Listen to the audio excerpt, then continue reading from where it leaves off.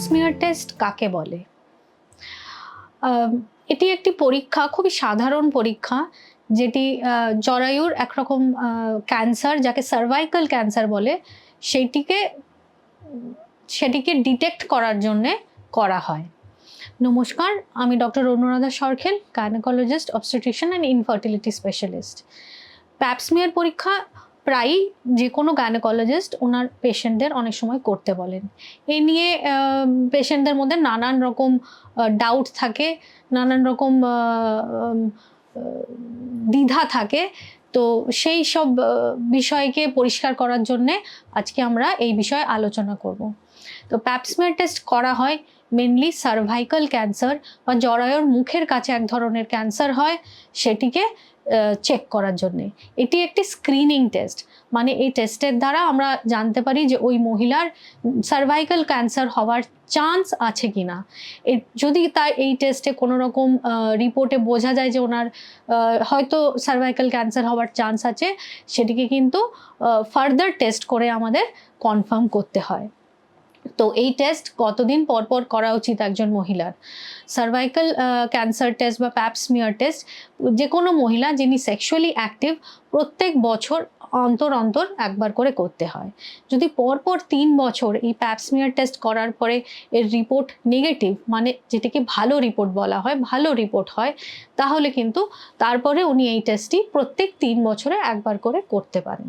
এবং এই টেস্ট আমরা কতদিন অবধি করে যাব? সাধারণত আমরা এই টেস্টটি 65 বছর বয়স অবধি অ্যাডভাইস করে থাকি।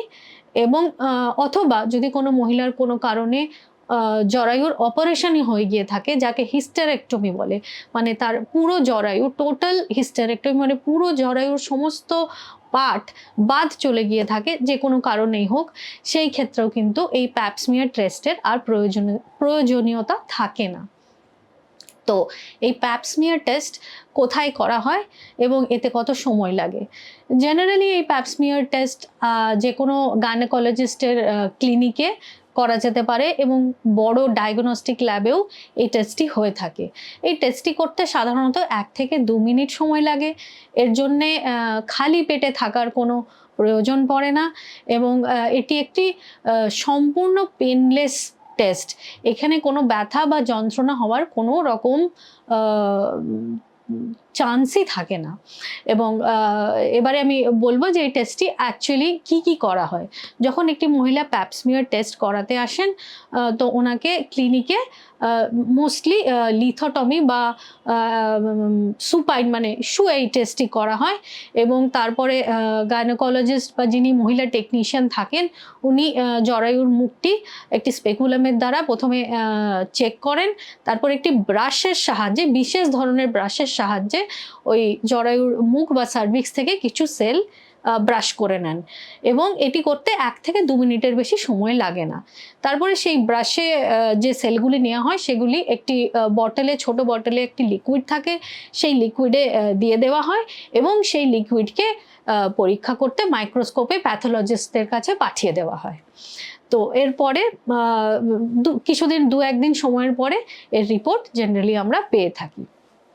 এই প্যাপস্মিয়ার টেস্ট এত ইম্পর্টেন্ট কেন? আসলে এই প্যাপস্মিয়ার টেস্ট, যেমন আমি বলেছি অলরেডি, সার্ভাইকাল ক্যান্সার ডিটেক্ট করে। তো আমাদের দেশে সার্ভাইকাল ক্যান্সার কিন্তু সেকেন্ড মোস্ট, দ্বিতীয় কমন ক্যান্সারের মধ্যে পড়ে। প্রত্যেক 8 থেকে 10 মহিলার মধ্যে একজন মহিলার কিন্তু সার্ভাইকাল ক্যান্সার হওয়ার চান্স আমাদের দেশে রয়েছে, যেটি একটি খুব বড় সংখ্যা। সবথেকে কমন ক্যান্সার ব্রেস্ট ক্যান্সার, তারপরে কিন্তু দ্বিতীয় নম্বরে এই সার্ভাইকাল ক্যান্সার। আর প্যাপস্মিয়ার এমন একটি পেনলেস এবং খুব বেশি খরচও নেই এই টেস্ট, যেটি এই সার্ভাইকাল ক্যান্সারকে খুব তাড়াতাড়ি, মানে খুব আর্লি স্টেজে কিন্তু ডিটেক্ট করতে পারে। এবং এই সার্ভাইকাল ক্যান্সার এমন একটি ক্যান্সার, যদি আর্লি স্টেজে ডিটেক্ট হয় তাহলে কিন্তু এটি 100% কিউরেবল ক্যান্সারের মধ্যে পড়ে। সেই জন্যেই প্যাপস্মিয়ার টেস্ট এতটা বেশি গুরুত্বপূর্ণ। তো এই প্যাপস্মিয়ার টেস্ট রিপোর্ট কি আসতে পারে? প্যাপস্মিয়ার টেস্টের রিপোর্ট সাধারণত পজিটিভ বা নেগেটিভ আসতে পারে। পজিটিভ রিপোর্ট মানে কিন্তু ভালো রিপোর্ট নয়। পজিটিভ রিপোর্ট পাওয়া কিন্তু একটু চিন্তার বিষয়। অনেক সময় আপনারা প্যাপস্মিয়ার টেস্ট করে দেখবেন রিপোর্টে কয়েকটি কথা লেখা থাকতে পারে, যেমন অ্যাসকাস, atypical squamous cells of unknown origin, অথবা এটিপিক্যাল গ্ল্যান্ডুলার সেল, অথবা SIN, স্কোয়ামাস ইন্ট্রাএপিথেলিয়াল নিওপ্লেশিয়া, অথবা স্কোয়ামাস কার্সিনোমাও লেখা থাকতে পারে, অ্যাডেনোকার্সিনোমাও লেখা থাকতে পারে।